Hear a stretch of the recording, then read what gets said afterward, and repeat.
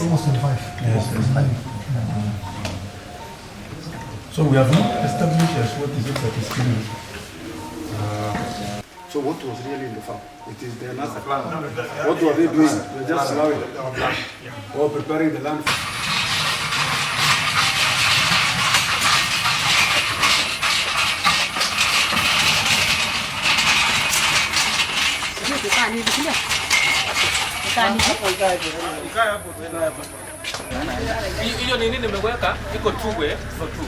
Samples were taken on Friday and we're expecting results by tomorrow on Monday to confirm our suspicion about it.